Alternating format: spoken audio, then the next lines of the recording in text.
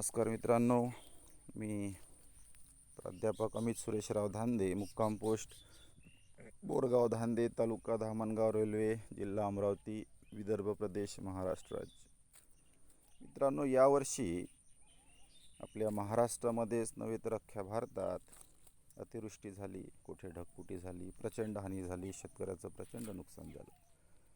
शेतीमध्ये पिकाऐवजी आपल्याला पाणीच पाणी दिसतं.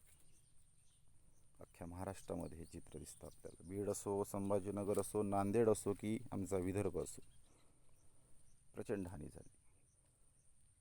एक शेतकरी पुत्र, मुळात आपण एक शेतकऱ्यांचे पुत्र आहोत. या भावनेतून, या दुःखातून एक कविता सुचली आणि हे दुःख आपल्या पुढे हलकं करावं या हेतूने तुम्हापुढे सादर होत आहो. आजच्या माझ्या कवितेचं शीर्षक आहे मित्रांनो, कास्तकाराची परिस्थिती. कास्तकाराची परिस्थिती. वावराच्या केल्या औंदा म्या 2-3 वाह्या. वावराच्या केल्या म्या औंदा 2-3 वाह्या, काड्या कुड्या वेचाले लावल्या 10-12 बाया. वावराच्या केल्या औंदा 2-3 म्या वाह्या, काड्या कुड्या वेचाले लावल्या 10-12 बाया. कृषी केंद्रातून आणलं 3000 भावानं. कृषी केंद्रातून सोयाबीन आणलं म्या 3000 भावानं. केला जूनमध्ये पेरा मोठ्या आशेनं. केला जूनमध्ये पेरा मोठ्या आशेनं पेरा केला. सगळ्यात आशावादी जर कोणी असेल या पृथ्वीवर तर तो शेतकरी राजा. सोयाबीनचं पीक चांगलं तरारलं. सोयाबीनचं पीक चांगलं तरारलं, पाहून जरा जीवाले बरं वाटलं. फवाऱ्या मागून फवारे झाले 5. फवाऱ्या मागून फवारे झाले 5. शिरव्या मागून शिरवे आले दिवसाले 8. शिरव्या मागून शिरवे आले दिवसाले 8. पाऊस काही थांबाचं नाव घेईना. पाऊस काही थांबाचं नाव घेईना. वावरात काही पाय ठेवू देईना. वावरात काही पाय ठेवू देईना. पाय ठेवला की पाय फसला. कुठे पाय ठेवावा, कसं फिरावं, कसं शेतामध्ये पीक पेरा नोंदवावा. शासन म्हणतं धुऱ्यावरून नव्हे, बांधावरून नव्हे, शेताच्या मधात जाऊन पीक पेरा नोंदवा. कसं फिरावं. सापाची भीती, रानडुकराची भीती, संकटच संकट. पाऊस काही थांबाचं नाव घेईना. वावरात काही पाय ठेवू देईना. सोयाबीन होतं माये 1 नंबर. सोयाबीनचं पीक होतं माये 1 नंबर. पिवळं रोगानं पडायला लागलं येता सप्टेंबर. सोयाबीनचं पीक होतं माये 1 नंबर. पिवळं रोगानं पडायला लागलं येता सप्टेंबर. सगळ्या शेतकऱ्यांची पिकं चांगली होती, परंतु येलो मोझॅकमुळे सोयाबीन पिकाचं प्रचंड नुकसान झालं.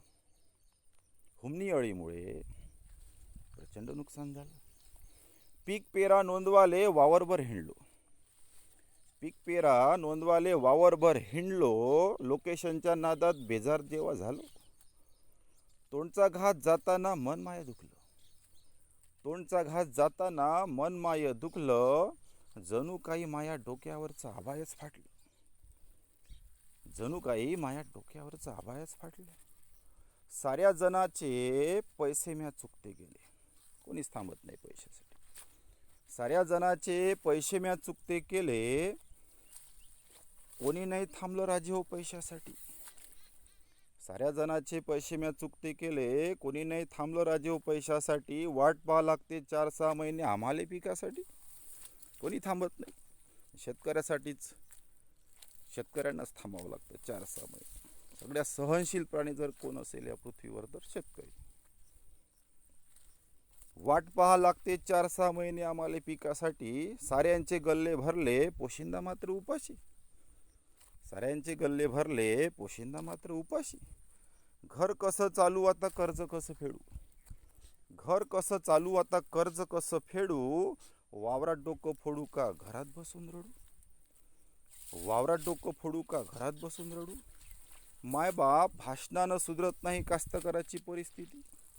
मायबाप भाषणानं सुधरत नाही कास्तकाराची परिस्थिती, भरपाई अन मालाले भाव देऊन करा आमची प्रगती. माय बाप, भाषणानं, निवड भाषणानं सुधरत नाही कास्तकाराची परिस्थिती, अन भरपाई अन मालाले भाव देऊन करा कास्तकाराची प्रगती. भरपाई अन मालाले भाव देऊन करा कास्तकाराची प्रगती. पहा मित्रांनो, काय परिस्थिती आहे शेतकऱ्यांची. तर ही एक वेदना, शेतकऱ्यांप्रती असलेली सहवेदना या कवितेच्या माध्यमातून व्यक्त केली. धन्यवाद मित्रांनो.